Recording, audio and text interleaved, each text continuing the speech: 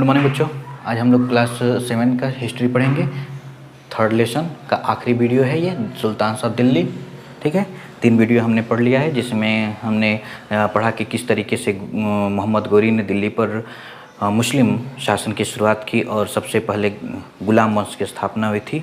फिर गुलाम वंश के ख़त्म होने के बाद खिलजी वंश ने शासन किया। खिलजी वंश के बाद तुगलक वंश ने शासन किया और तुगलक वंश के आखिरी शासक को हराने के बाद खिज्र खान ने सैयद वंश की स्थापना की थी। और खिज्र वंश दिल्ली पर शासन करता है, क्योंकि खिज्र वंश जो था वो तैमूर के द्वारा नियुक्त किया गया पंजाब का गवर्नर था और उसने दिल्ली सुल्तान पर हमला किया और दिल्ली पर अपना शासन करना शुरू किया। खिज्र खान की मृत्यु के बाद मुबारक शाह सैयद जो था वो उसका सक्सेसर बना, अर्थात उत्तराधिकारी बना और उसने अपने जीवन का ज़्यादातर समय जो है वो विद्रोहों को दबाने में और उनसे लड़ने में ही व्यतीत कर दिया।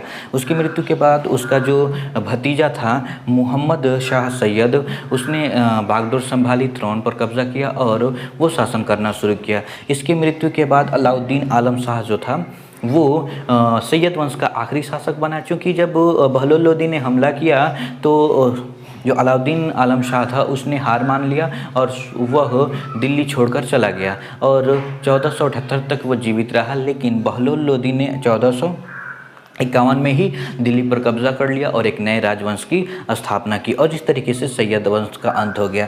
बहलोल लोदी ने 1451 में लोदी वंश की स्थापना की और इस तरीके से एक नए राजवंश की शुरुआत हुई और यह दिल्ली सुल्तनत का आखिरी राजवंश था। ठीक, बहलोल लोदी वंश का सबसे महत्वपूर्ण शासक था। इसने अपने साम्राज्य को बढ़ाया और उसके बाद इसका अगला जो सबसे महत्वपूर्ण शासक हुआ वो सिकंदर लोदी था। इसने जो कमोडिटी थी, यानी कि वस्तुओं के जो दाम थे उसको कम कर दिया ताकि लोग आसानी से उसे प्राप्त कर सकें। और इसके साथ साथ सिकंदर लोदी जो था अपने शासन के दौरान उसने दिल्ली से राजधानी को हटाकर आगरा कर दिया था।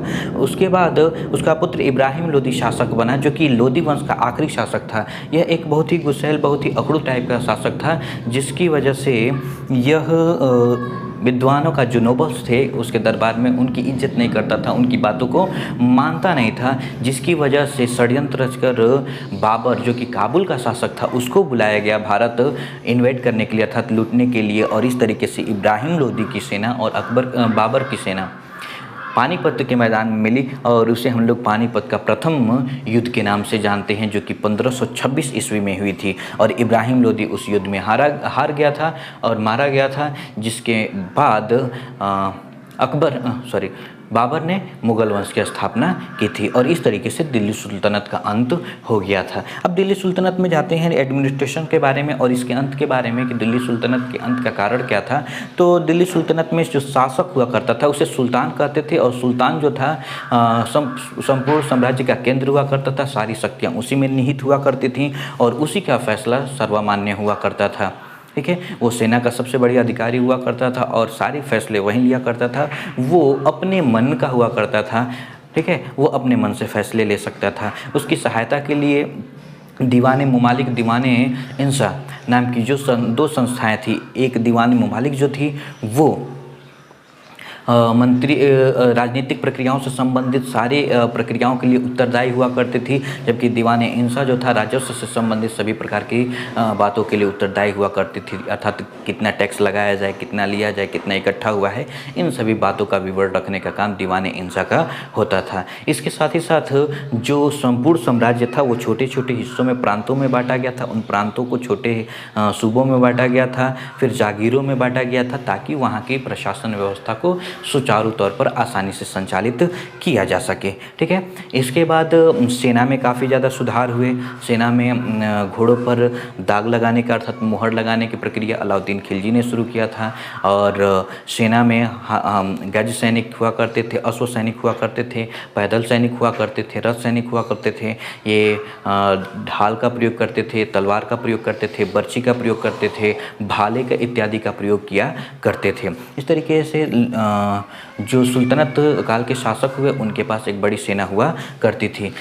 इनके अंत का मुख्य कारण था आपस में लड़ना और विद्वानों के साथ सही समन्वय स्थापित, मेलजोल स्थापित न कर पाना।